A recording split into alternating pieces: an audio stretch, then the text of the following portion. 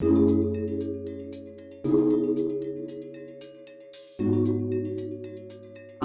Thank you so much for that warm welcome. We're excited to be here today. I got a couple amazing associates joining myself, but I just want to welcome everyone. My name is Mallory Rogers. I work in recruiting here at Capital One. I think I have a pretty cool job. I get to host fun events like these, get to let you all learn a little bit more about life at Capital One, and always answering questions. So excited to hear your questions today in the Q&A.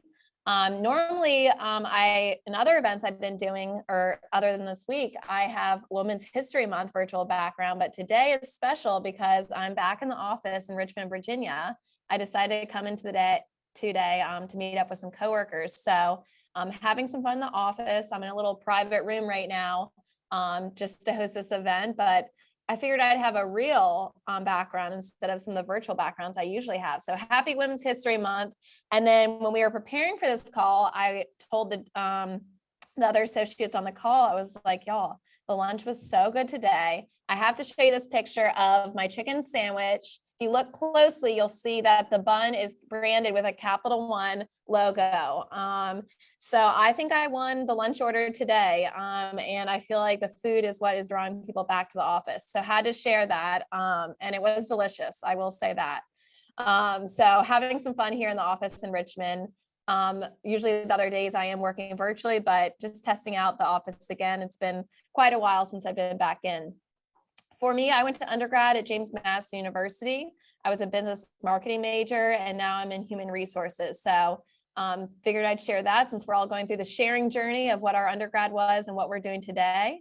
Looking forward to Andrew and Phoebe, who are two associates on the call today, really going to share how they got into the tech space.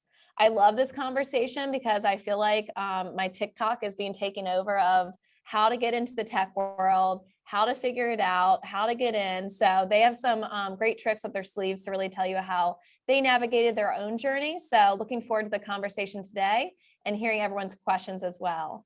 We also have a recruiter, Brianne, on the call who will be helping out in the Q&A. So if you have any recruiting specific questions, we're here to answer. We know the process can be sometimes intimidating, sometimes like hard to figure out what's going on. So Brianne will break it down for you in the Q&A if you have any questions there. But we're planning to really have this discussion, our event, for around like 25 to 30 minutes. And then we want to leave time for Q&A. So feel free to drop any questions in there. And we look forward to chatting with you. So with that, I'm going to hand it over to Andrew and Phoebe, who will walk us through the presentation. And I'll help facilitate the Q&A once we get to that point. Fantastic. Well, first of all, thanks for coming out, everyone. These are always my most favorite events to end up doing. Just good getting out, reconnecting. The intersection of liberal arts and tech and STEM holds sort of a near and dear place in my heart. I'm really looking forward to sharing that with y'all, as well as kind of looking at what your own personal paths might be in the context of ours and in context of so many options that are now available to you all. So right off the bat, my name is Andy Birkin. I went to school at College of William and Mary, graduated in 2019. And like some of you in the chat, I studied public health. And unfortunately, in 2019, public health was not really in the spotlight as it is these days. And so I scratched my head upon graduating and said, okay, what do I want to do? I've got a little bit of data exposure and worked at a couple consultancies. And I said, okay, I'll give software engineering a try. And Capital One was hiring for the Capital One Developers Academy, which is a sort of intensive software engineering boot camp. And the rest is history. I've worked in our commercial bank doing full stack application development, and more recently moved into our finance tech enterprise data machine learning space, and I've just been having an absolute blast with the wild ride that it's been. Yeah. And hi, everyone. My name is Phoebe. I also went to William & Mary, which, fun fact, in the spirit of March Madness, is one of the, I believe, now 4 original teams to have never made it into the men's basketball tournament. So we extended that streak this year. Exciting stuff. I studied classics and business analytics, and I currently am also a software engineer at Capital One and am in the enterprise data and machine learning department. Yeah, and so here's the agenda of how today's presentation is going to go. We just did our intros, so we'll go just talk about some soft skills that a liberal arts background does provide you with, and how exactly those skills can transfer from the classroom to the boardroom, aka how do you actually use them in the workplace. We'll talk a little bit about how liberal arts gives an edge in tech careers in particular, a few possible tech career pathways that you can use with your degree, as well as what comes next, what can I do after this presentation, and we'll also have a Q&A at the end as well. So as you see from this web here, there are a lot of skills to gain from a liberal arts degree. So when looking for jobs, both Andy and I, while job hunting, we're kind of thinking like, how do I exactly market a liberal arts degree for a career, especially one that's not necessarily the field that I studied in. So for tech specifically, although the job itself may be in tech, only one specific part of that job is actually technical hard skills, like a certain programming language, etc. So that is only a tiny bit of the equation when it actually comes to the job, and the rest of it comes down to soft skills. And that's really where liberal arts shines. And that's really where you can transfer skills that you learned in your degree towards a career in tech. So no one has ever asked me like, hey, can you study classics? Please tell me about a Roman emperor. No one has ever asked me that in the workplace, but I do get asked a lot about presentations and communication and things that for communication, for example, verbal and written communication. I've written a lot of papers since I studied humanities. I've had to do a lot of presentations, and those skills and being able to just effectively showcase my work and my ideas like really translated really well into the workplace. And same for critical thinking. Like if you've ever taken a philosophy class, or if you've had to write an in-depth analysis of a book and why the author chose like this color to symbolize this, you've probably covered this as well. And just being able to understand the why and the how behind the question, that is a skill that is definitely used regardless of what career you end up in. Yeah, continuing on that same path, but maybe some lesser thought of soft skills are things like organization and adaptability, right? So when we think about college life, for those of us in it now or recently familiar, you're juggling probably half a dozen classes, multiple assignments, projects, exams for each of those, deadlines, priorities, trying to figure out what's the right order to do these in to get everything done and still have a bit of a life on the side, right? And you're going to experience the exact same thing in the workplace, competing priorities, deadlines, working amongst different groups, different project teams, and different deliverables. So learning how to quickly move between these, not letting impediments slow you down, is a phenomenal and critical skill to have that you're already building right now in college, maybe without even realizing it. Same thing goes for adaptability, right? I personally cannot list the number of times that I remember going in with an idea or thesis for paper or a study outcome only to have that blow up in smoke in my face. Data either doesn't support it, or maybe the source material is just not there, references aren't lining up, and you end up having to totally pivot, right? And same thing happens in work all the time. So not being afraid to switch tack, and more importantly, knowing when to do so is, again, invaluable. It's something you've been training for in the last few years subconsciously, right? Yeah, and kind of stemming off of that as well, problem solving and diversity of thought, both are super important skills that are learned via a liberal arts degree. Just having the ability to be able to see things from different perspectives and thinking of alternative options and solutions, instead of kind of being taught, first you do step one and then you go to step two and then you'll solve for X. Those are honestly a very great way to, even in a technical workplace, to just be able to evaluate a solution, come up with potential ideas on how to implement something, and you are kind of taught to think a different way. And then kind of that also applies to teamwork, like group projects, leading group projects, just working as a team.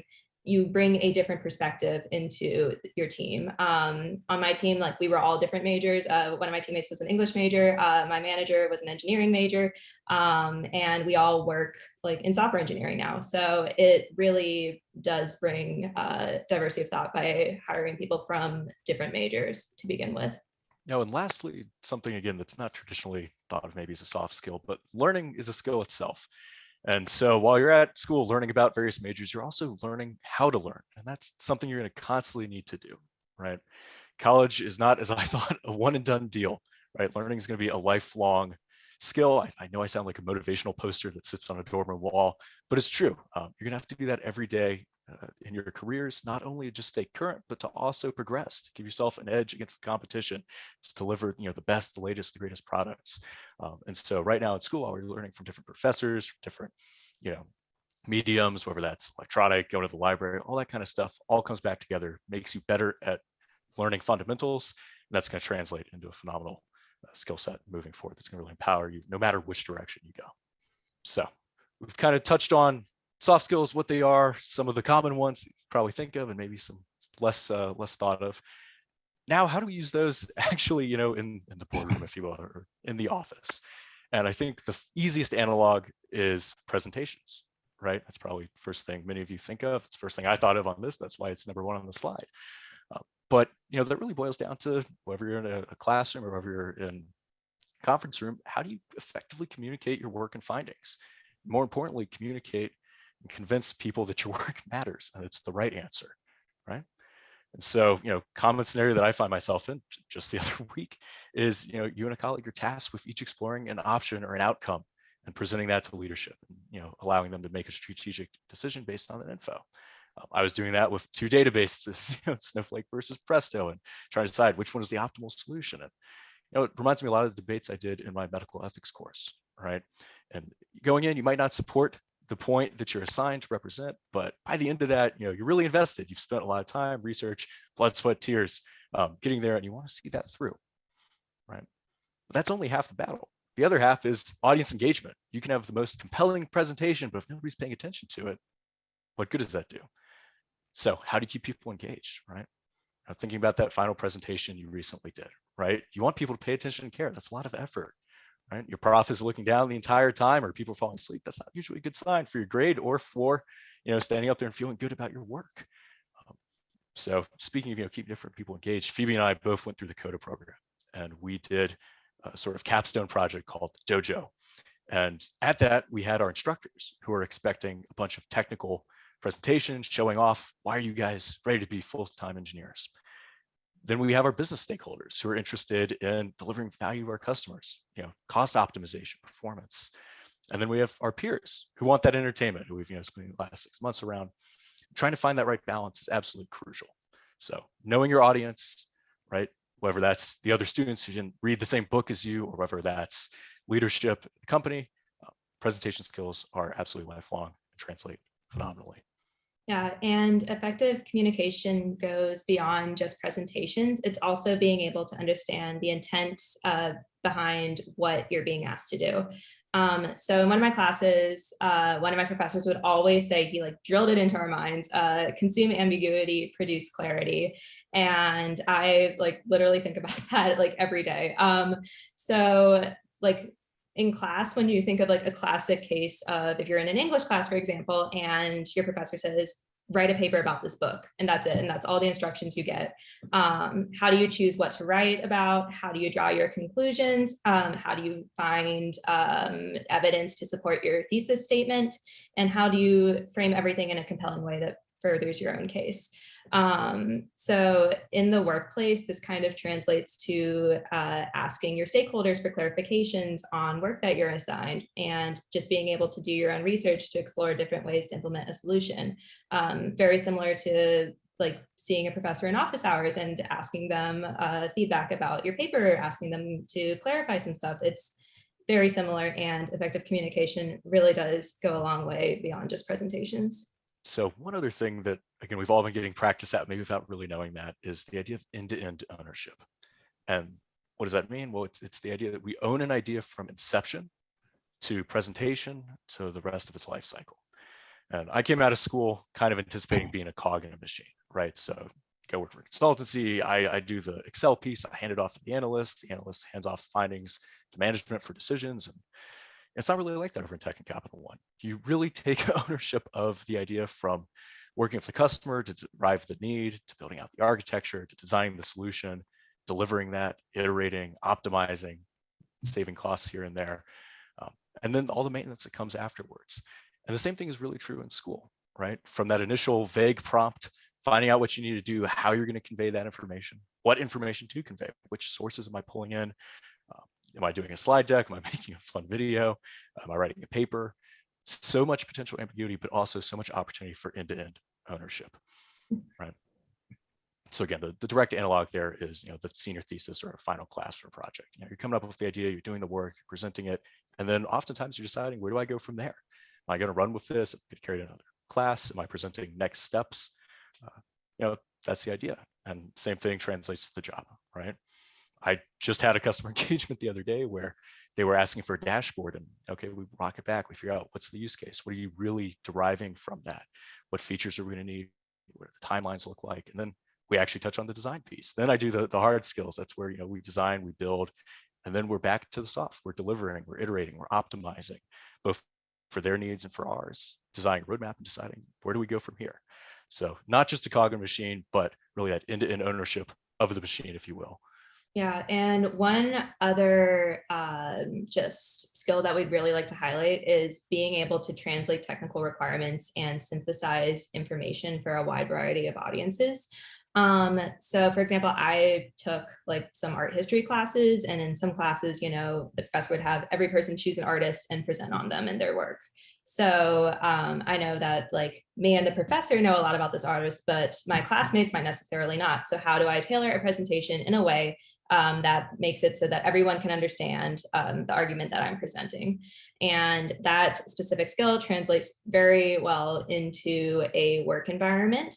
On a tech team, everyone brings strengths. And so, for example, maybe you're really awesome at cybersecurity, and that's where your strengths and your passions lie. So how do you convince your manager to prioritize that your team needs to fix a certain cyber vulnerability, or just how to implement a new fix if you aren't able to communicate the background of it, the importance of it, what's the solution, what's the potential impact if we don't implement it? Just being able to synthesize all that into a concise summary is extremely handy.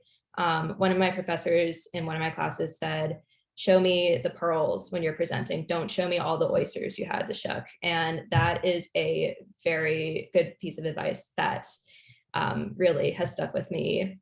You can kind of think of it as if you write a paper on a movie, for example, you don't just regurgitate the plot of the movie and turn it in. You do a tiny summary and then you focus more on your analysis. And when you're presenting to people who may not necessarily have a lot of time to hear a full summary of info, it's really good to give a quick description and then kind of your solution or your proposal to the next step forward.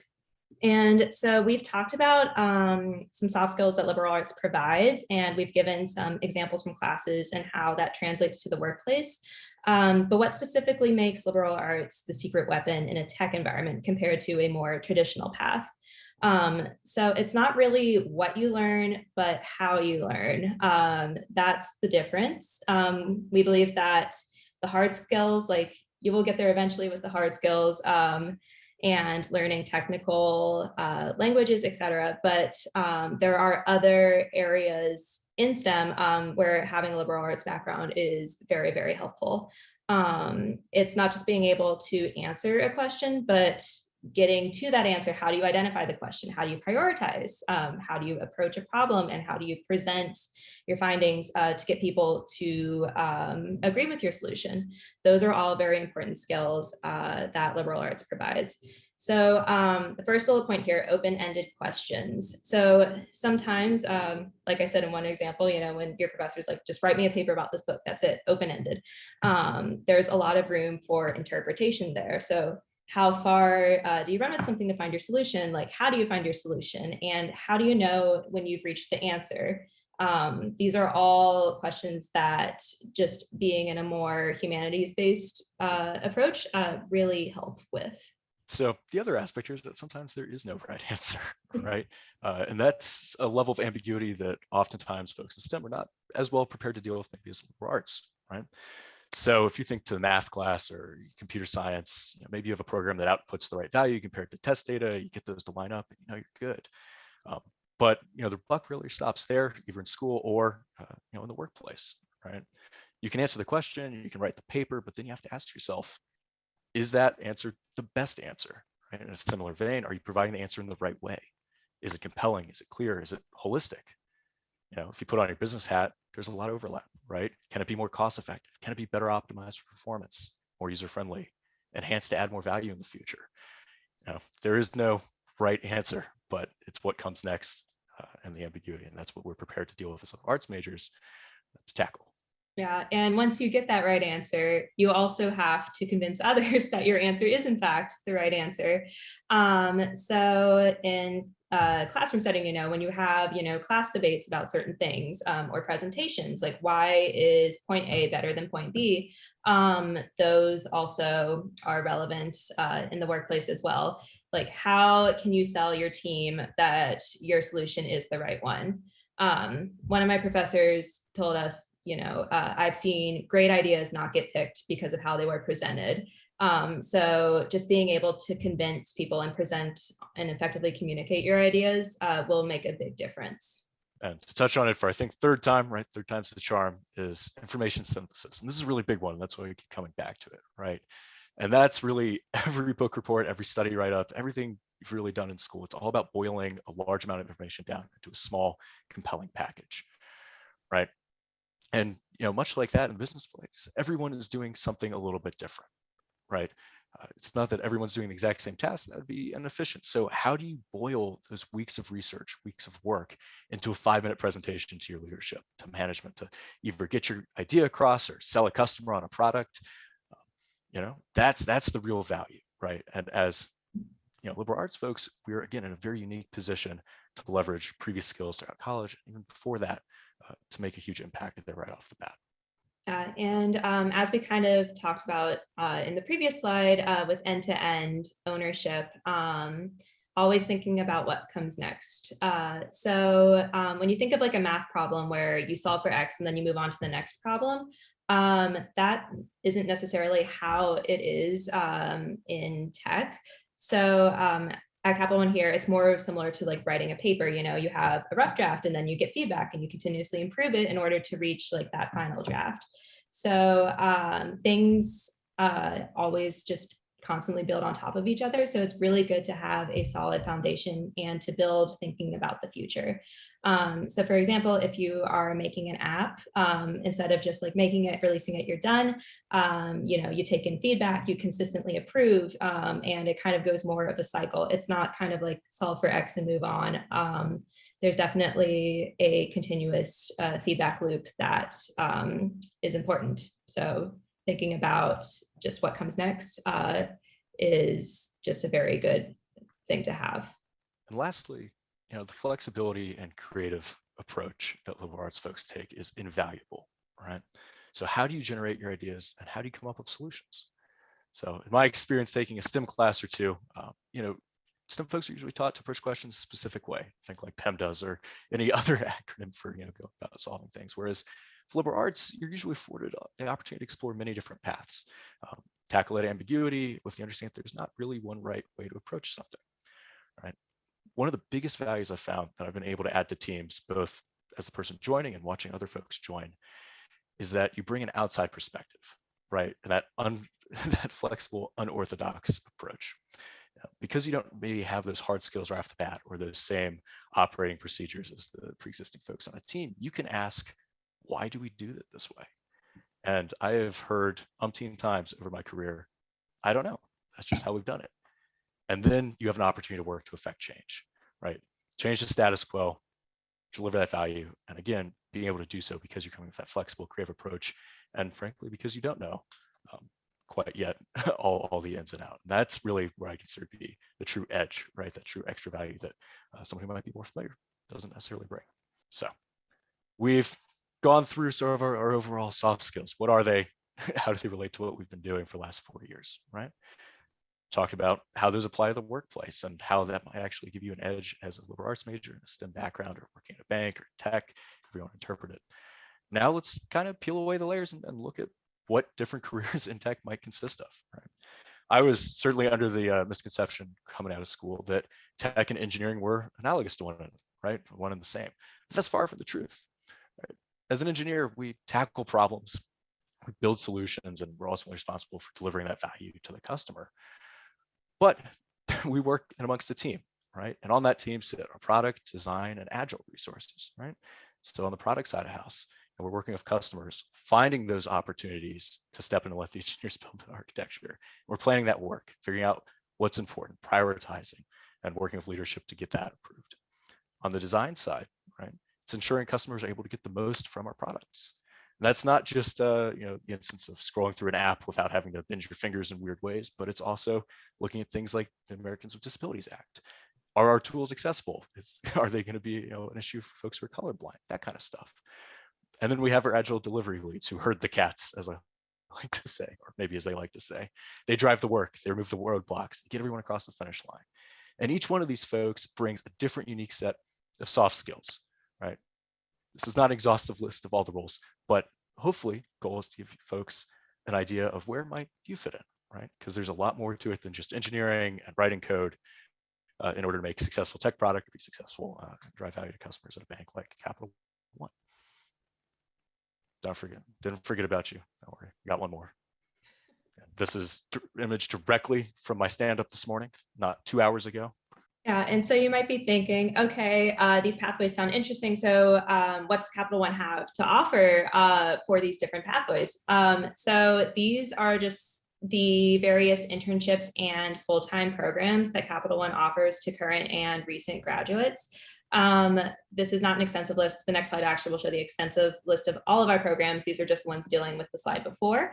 But we do have internship programs in design, management, and technology. And then for full-time programs, we have technology, design, product, and management, and Coda, which is called Capital One Developer Academy. Andy and I are both graduates of the Coda program. Would highly recommend it if you are interested in engineering, but don't necessarily have like a traditional computer science major background. That's what both of us did. It's a 6-month web development boot camp. And then upon graduating Coda, you move on to the technology development program, which is for entry-level software engineers at Capital One. We both really enjoyed our time, both in Coda and in the tech development program. Both really enjoyed our experiences there. So if you have any questions about that, feel free to ask in the Q&A. And then this is just a comprehensive list of all of the internship full-time programs and graduate programs that Capital One has to offer. One of the perks about being a bank is that we have many different departments, many different lines of businesses. So if there is an area that interests you, we most likely have a program for it. And so you might be thinking, okay, this sounds super interesting, and I actually want to learn more about tech and maybe actually focus more on my hard skills now. So we have a few ideas if it's something that you're interested in. One is if you can fit it in your schedule, just try a college course that involves programming, such as like an intro to computer science class, or even just a business analytics class, just something to kind of get that first experience. But we'll say this can be a double-edged sword, and I will let Andy further elaborate on that. Yeah, thanks, Phoebe. So I followed that advice my senior year. I said, what could go wrong? I'll try taking William Mary's Intro CS course. It went fairly swimmingly, and so I jumped right into data structures and algorithms and had a truly horrible time of it. It really turned me off from a lot of CS because, again, it's really heavy math fundamentals and not a lot of creativity, again, trying to solve for X, if you will. That's a theme in this presentation. But what I learned quickly after is that that's not the reality of the industry as a whole, right? And much like there are many different roles on a tech team, there are also many different types of tech teams and tech products. So I ended up taking a step back from technology and jumping back in through things like massive online courses where, the stress isn't really there. There's no grade, there's no penalty if you back out halfway through a semester. And then, once I had a better idea of what I wanted to do, going to things like online platforms, Udemy, LinkedIn Learning, Coursera, to really dive into specific skills and sort of do a nice little sampler, right? So maybe that's machine learning, maybe it's cybersecurity, maybe it's game development. That's an option there. But what really sold me personally was personal projects. So when I started to see how I could apply some of those CS building blocks that I'd kind of learned to come and to stay to personal projects that I did find interesting. Maybe that was, building a little autonomous robot or automating a job and internship, right? That's when it really sunk in. So I'd encourage folks, try everything, right? Figure out what sticks for you, jives with your interests. Don't be afraid to dip your toes in the water and see what's what. Right? Yeah, that's definitely our one advice is just try. Especially like for me growing up, I always did a lot better and preferred like history classes or English classes rather than math. Math just wasn't my cup of tea. But when I started actually learning programming and coding, it actually went a lot more smoothly than I expected it to be. And I actually really enjoyed it. For me, it was more logic based than math based. And that made all the difference. Like my code does exactly what I tell it to do. So I just have to figure out how to do that correctly. Yeah, so our final piece of advice would be if you think this is interesting, just go ahead, try it, try Code Academy, Udemy, something, just get your feet wet and see if you like it. And with that being said, yeah, we'd like to open it up to any questions that you may have about just how we used our degrees, programs at Capital One, life at Capital One in general. We're happy to answer it. Awesome. Thank you both so much for that thorough overview. Appreciate you diving in. The Q&A is blowing up with questions. So get ready. We have some great questions coming your way. First, most importantly, Andy, if folks want to know your headset, give us the lowdown your headset. It sounds like a couple of people are interested in the brand or what it is. Oh my goodness, is it coming So across official. that good or that bad? One of the two. No, it looks See, if you're good. really No, I think they're scratchy and interested. They said it blowing looks people's ears. awesome. Yeah. I want to say it's the Arctis 7 Pro. It's been a hot second, but I really like the Arctis line of gaming headsets. They also work for work. Fun fact.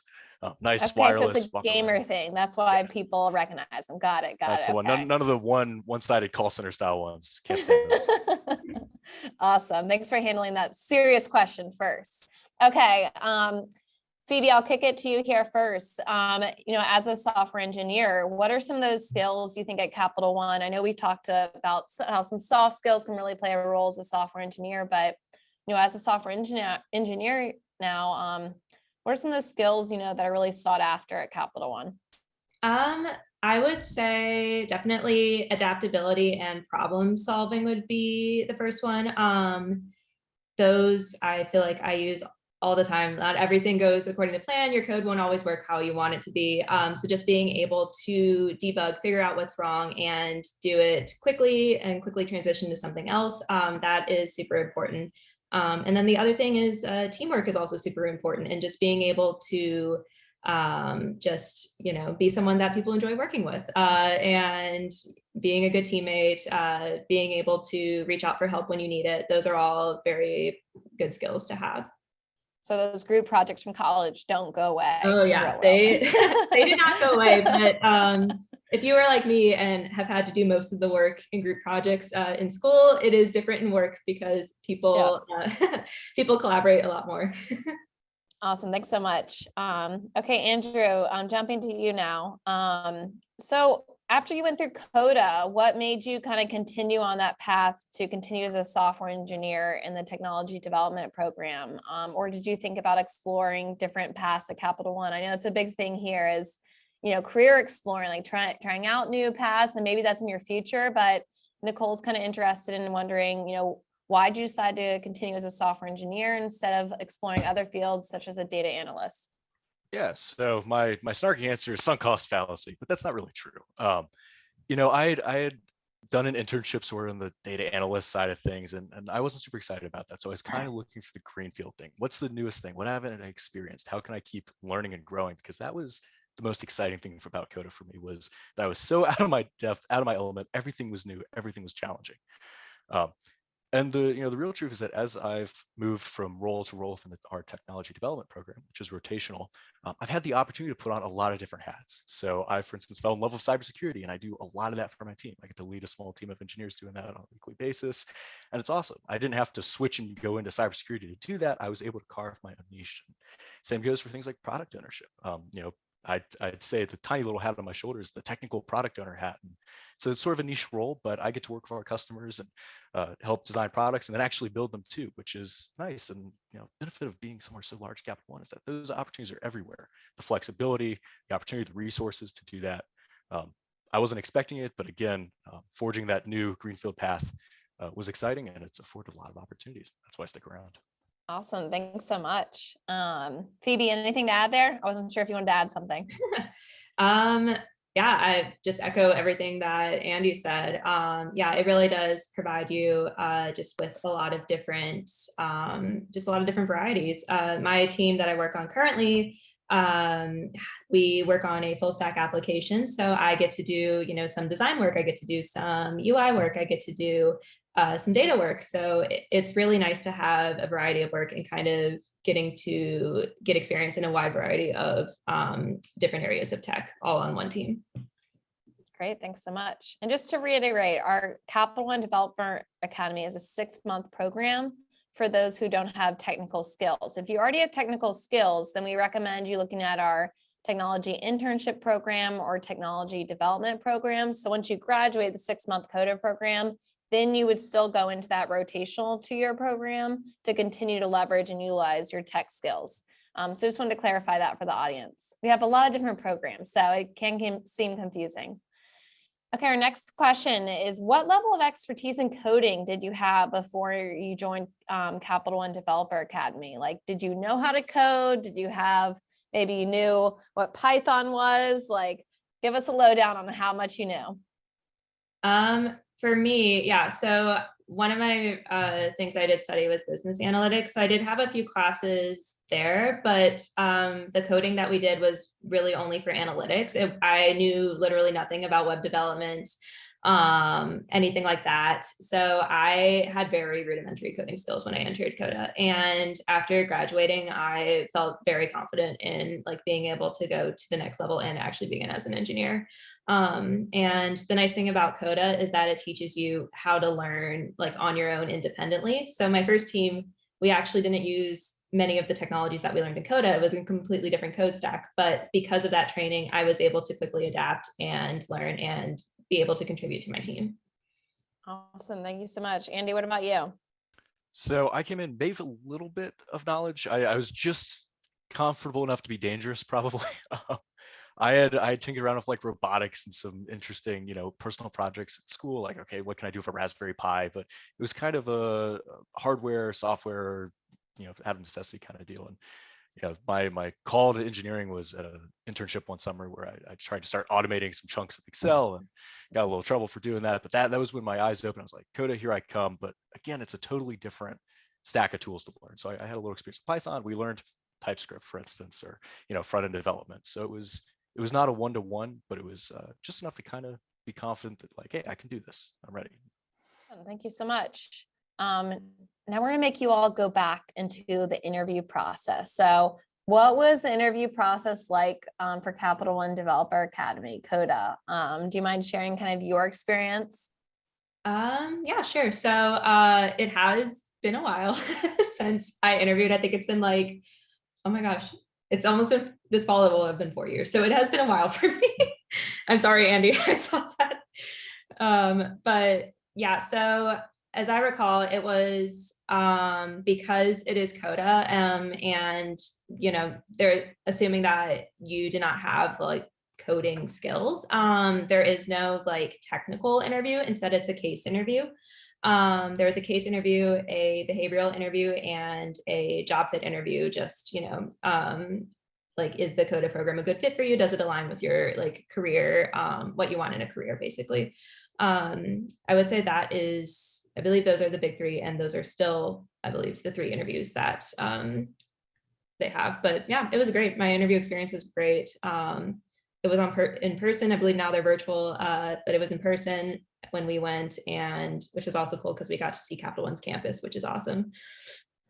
Same answer, more or less. Again, it's been a little while. I'm a little fuzzy on the details, but what I do remember is it was a very holistic process, right? Oftentimes when you're thinking about applying for tech, it can be very intimidating. The technical interviews, the really drilling down into projects, or does this, the stack that I'm using line up with what Capital One or my interviewers using. There wasn't really a lot of that. It was a lot of assessing potential, behavioral qualities, a lot of soft skills.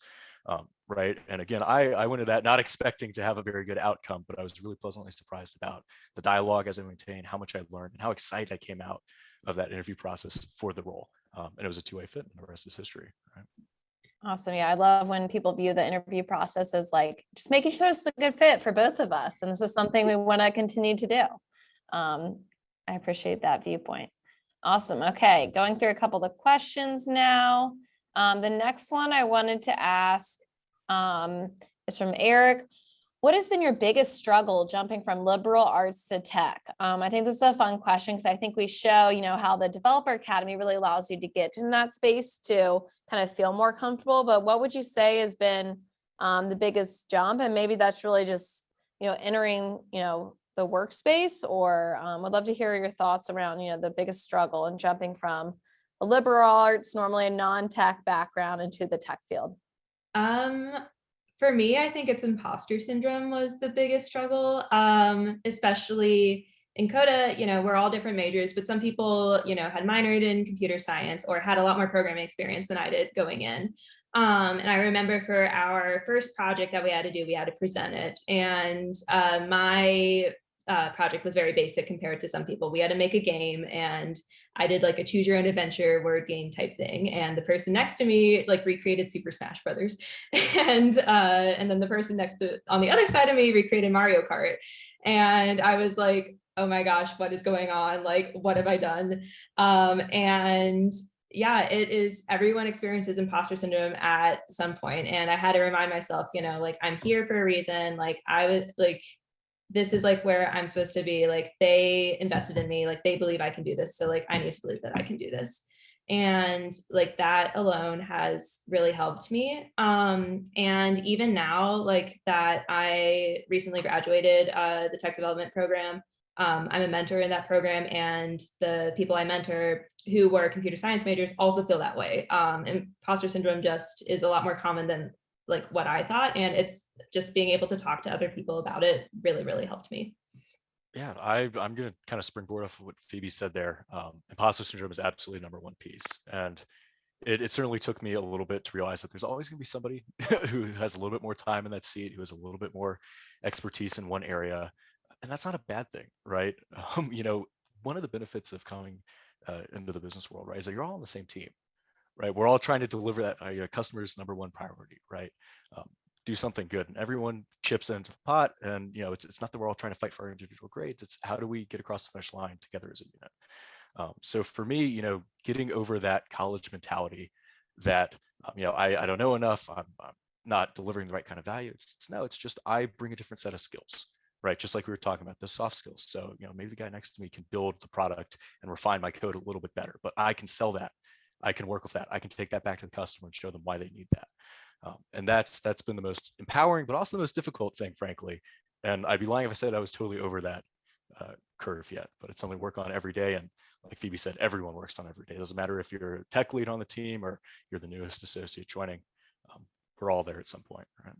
Awesome. Thanks so much. Now we're getting a couple of questions around, do you have to pay to go through Coda? Do you get paid by being in Coda? So the cool thing is Coda is treated really like just any of our other programs. So it is a paid experience for associates. So really you get to live the good life at Capital One by coming through the Capital One Developer Academy. And we had some fun laughing as we were preparing for this, since Phoebe and Andy just graduated. You have a lot of events when you're going through any of our programs for undergrad.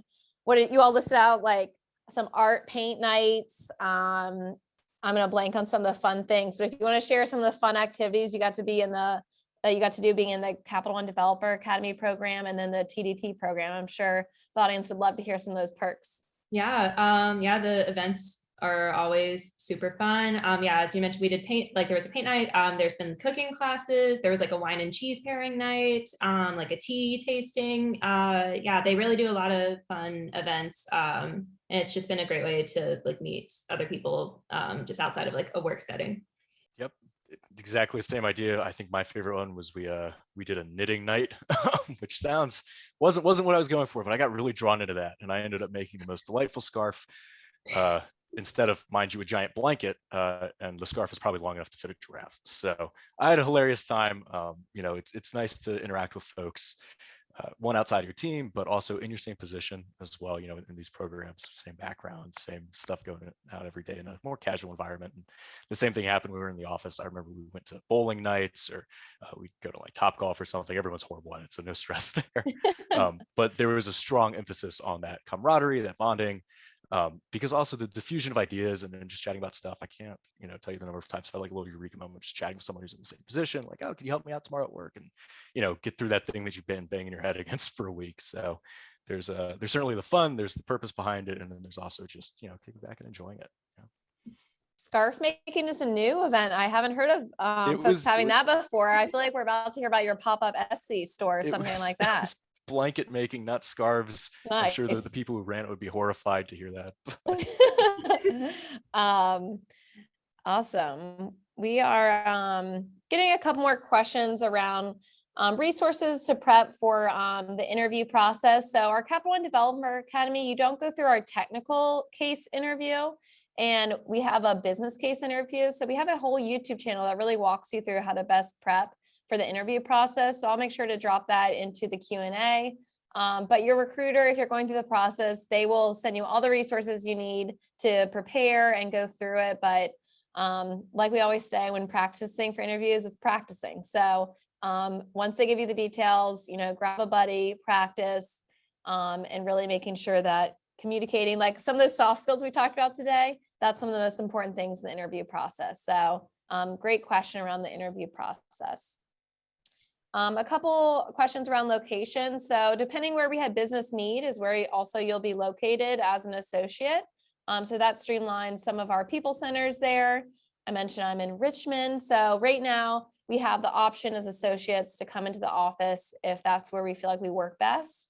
We are still adopting a hybrid model. So Mondays and Fridays are virtual. Tuesdays, Thursdays, if you want to come into the office, if you can, but our CEO has not made an announcement, any updates recently on our current approach, but that's the model we're working towards. So it's kind of a vague answer because that's how we're still working right now. We prioritize our associates and really making sure they feel comfortable and safe in whatever environment they're in. So we've been really successful in the virtual environment. We've all gotten in a groove with Zoom, connecting with our teams, really streamlining work. So excited to see how we continue to just transform and advance in this space. If you want to connect with a recruiter, you have a personalized question. I know we've gotten a couple of those in the Q&A. We have 2 recruiters, one for tech and one for Capital One Developer Academy, that will be following up after this event. So any recruiting specific questions, we can't get to them all today, but we will make sure to follow up directly with you after this event so you can ask any specific questions. If you're not seeing an application posted right now that you're interested in, we will be posting again later this late summer, early fall. So the recruiter who reaches out will be able to steer you in the right direction for timing on those applications. Okay, well, we're going to close it out with one last question, Phoebe and Andy. What would your advice be for someone with, maybe not a full-on tech, pursuing a tech degree, but maybe interested in exploring the tech space? What would your advice be to them, whatever year they're at in college right now? If they're kind of interested, they're thinking about it, what would your advice be to those students? So go back a little bit on the advice you'd give yourself. Yeah, my advice would be to just try it. Like, as we mentioned, like take a comp sci class, like try something on Code Academy, just get your feet wet, see what you like. And then if you do like that, start thinking about personal projects or whatever, even though if you do something on Code Academy or if you do a personal project, it's not a class, you can still put it on your resume. That counts as relevant experience. So there are ways to put relevant coding experience on your resume if that's something you're interested in without necessarily having to have a computer science degree. My piece, very similar. It's almost like Phoebe and I went to the same school, same program, same mindsets. No diversity of thought. Yeah. No, just try it. I was one of those guys who was not very good at math throughout school. Like algebra was like where I dipped out. I was like, nope, no more, we're good. And I was always really intimidated by stuff, frankly. And watching, my peers in college take their CS courses, like I could never do this. And then one day I got in my head, I was just going to try it. And it was horrible. I made it through it. And on the other side, I was like, hey, it actually wasn't so bad. Didn't feel like it at the time at all, but, I just kept doing that one foot after the other. And, you never know where you end up. You miss all the shots you don't take, is things like the Coda program or any of these other internships. Just go for it, right? Everyone's bringing in unique skills and somebody's going to see that, right? And just the only wrong decision you can do is to freeze and not try. Awesome. Some great advice. You all are making me think maybe I can have a career in tech. Also a little bit influenced, by my TikTok friends. So appreciate the advice, appreciate your transparency on how you've navigated into the tech world, how you've been successful in a virtual environment as well. I think that's always helpful just to share, those tips and tricks of how you are able to be successful in the role you're in today. And congrats to you all. I know it's a huge what you've done going through the Developer Academy, going through a technology development program. Congrats to both of you, and excited to see what you're going to do at Capital One. Want to make sure to thank everyone for joining us today in this event. We appreciate all the questions. I apologize that we can't get to all of them, but work on following up with you all. But by attending this event, we'll make sure you're connected with a recruiter after this event. If you have any specific questions, we've dropped our WayUp page into the chat. Where you'll see some of our applications are posted, some that are not posted right now, but we'll make sure to communicate any timelines on any applications that will be posted shortly. So Andy and Phoebe, thank you all so much. Brianne, thanks for hanging out and tackling those Q&A questions from attendees. But it's been a wonderful conversation. I hope everyone has a fantastic day.